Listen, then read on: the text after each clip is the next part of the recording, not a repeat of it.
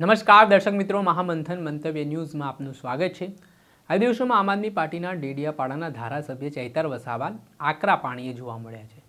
જે રીતે તેઓ આદિવાસી બેલ્ટને કવર કરી રહ્યા છે, અલગ અલગ જિલ્લાઓમાં જઈ રહ્યા છે, લોકો સાથે મુલાકાત કરી રહ્યા છે અને સરકાર તેમજ ભારતીય જનતા પાર્ટીના નેતાઓને આડે હાથ લઈ રહ્યા છે, તેને લઈને ચર્ચાઓ વેગવાન બની છે।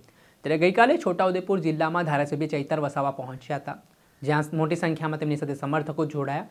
તેમણે ત્યાં એક જનસભા કરી અને જે છોટાઉદેપુરમાં એક બ્રિજનો પ્રશ્ન છે, જે તૂટેલી હાલતમાં બ્રિજ છે, તંત્રની ઉદાસીનતા અને આળસભર્યું કામ ચાલી રહ્યું છે, તેને લઈને તેમણે સ્થાનિક નેતાઓનો પણ ઉધળો લીધો હોય તેવી સ્થિતિનું નિર્માણ થયું હતું। જનસભામાં તેઓ એ હુંકાર ભર્યો હતો અને છોટાઉદેપુરના વિકાસને લઈને પ્રહાર કરતા શું વાત કહી। આજે તમને બધાને ખબર છે કે જે રાષ્ટ્રીય ધોરીમાર્ગ વડોદરા, છોટાઉદેપુર અને મધ્યપ્રદેશને જોડતો આ એકમાત્ર રસ્તો હતો અને જુલાઈ 28-29 જુલાઈ 2023ના રોજ આ ભારાજ નદીનો પુલ તૂટી ગયો અને પુલ તૂટ્યા બાદ આ વિસ્તારની જનતાને અનેક હાલાકીનો સામનો કરવો પડ્યો। ત્યારે અનેક વખતે અહીંના સ્થાનિક સરપંચો, તાલુકા જિલ્લાના સભ્યો હશે કે અહીંના આગેવાનો હશે, અમારે આમ આદમી પાર્ટીના પણ જિલ્લા પ્રમુખ, મહામંત્રી વિનુભાઈ અને બધા જ લોકોએ ખૂબ રજૂઆતો કરી, અહીંયા ધરણા પણ કર્યા। ત્યારે સરકારે એને ડાયવર્ઝન કરવા માટેની પરવાનગી આપી। શરૂઆતમાં જ્યારે ડાયવર્ઝન 2024માં બનાવવામાં આવ્યો, એમાં 2 કરોડ ને 34 લાખ રૂપિયા એમણે બિલોની ચૂકવણી કરી અને એ ડાયવર્ઝન પર ફરી બીજા 4 કરોડ રૂપિયા એને જ રિપેરિંગ કરવાના, એને જ બનાવવા માટે બીજા 4 કરોડ રૂપિયાની ચૂકવણી 2025માં માર્ચમાં કરી। તમે વિચાર કરો, પ્રજાના ટેક્સના 6 કરોડ 34 લાખ રૂપિયા નેશનલ હાઈવે ઓથોરિટી દ્વારા એજન્સીને ચૂકવવામાં આવ્યા છે। ડાયવર્ઝન પર આજે આપણે ઉભા છે। ડાયવર્ઝન તમે જોયું હશે, અહીં નદીની માટી, નદીની રેતી અને જે મળ્યું તે ભરી દીધું છે અને ભૂંગળા મૂકીને ડાયવર્ઝન બનાવ્યું। ત્યારે આ ડાયવર્ઝન ફરી તૂટી ગયું અને આજે 3 ચોમાસા 3 વર્ષથી લોકો અહીંયા હેરાન થાય છે, પરેશાન થાય છે અને લોકો હાલાકી વેઠે છે।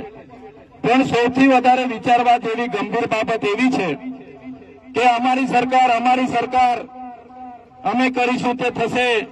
અમને કે લોકો એ નેતાઓ હમણાં ભાષણમાં કહેતા હતા કે ચૈતરભાઈ અમારો વિકાસ જોવા આવે, અમે આ વિકાસ જોવા આવ્યા છે ભાઈ તમારો। તમને શરમ આવી જોઈએ। આ જનતાએ જે ડાયવર્ઝન પોતાના ખર્ચે બનાવ્યું છે, આ જનતા ડાયવર્ઝન પરથી તમે ગાડીઓ લઈને ઉતરતા હશો તો તમને શરમ આવી જોઈએ, તમારે ઢાંકણીમાં પાણી લઈને ડૂબી મરવું જોઈએ। એક બાજુ એમના મોટા મોટા તાયફાઓ થાય છે અને આજે પ્રજા 3 વર્ષથી હેરાન થાય છે। 3 ચોમાસાથી 5 વાર પ્રજાના પૈસે પ્રજાએ સ્વયંભૂ ડાયવર્ઝન બનાવેલું છે, તો એ નેતાઓને શરમ આવી જોઈએ। તમારી સરકારમાં તમારાથી આટલું માંગ નહીં કરી શકાય, તમારી સરકારમાં આટલી અવાજ તમારાથી નથી થતો, તો તમે કયા પ્રકારના નેતા બનીને અહીંયા ફરો છો?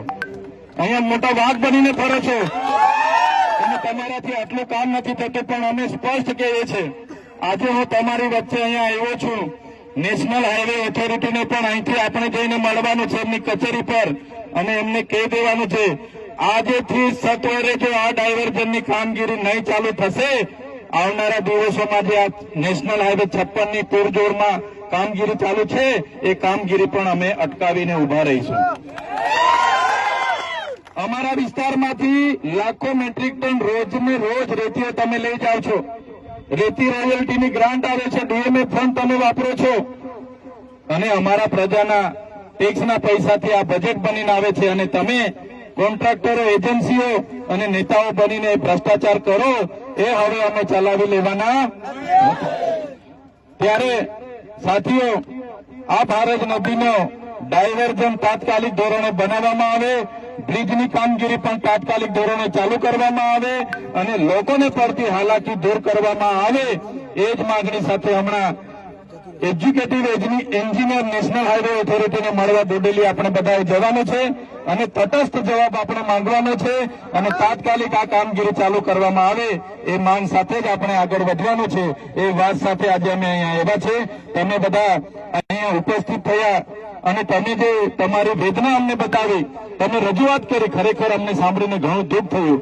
અમને હતું કે અહીંના નેતાઓ જે પ્રકારે બોલે છે એ પ્રકારે કામ કરતા હશે, પણ અહીંના એક પણ નેતામાં સરકાર સામે બોલવાનું પાણી નથી. એક પણ નેતામાં સરકાર સામે બોલવાનું પાણી નથી. એ જોયું છે. હવે આપણે આવ્યા છે. હવે જો કામગીરી નહીં થશે તો આપણે સરકારને બતાવી દઈશું કે આ વિસ્તારના લોકો પણ કોણ છે. આવનારા દિવસોમાં જો આ કામગીરી સત્વરે ચાલુ નહીં થાય તો નેશનલ હાઈવે 56 જે હમણાં ઝાડો કપાઈ રહેલા છે, હજારો ઝાડો રોજના કપાય છે, એ પણ અટકાવી દઈશું. નેશનલ હાઈવેની કામગીરી પણ અટકશે. જો અમારા લોકોને ન્યાય નહીં મળે તો અમારે એ રસ્તે પણ જવું પડશે.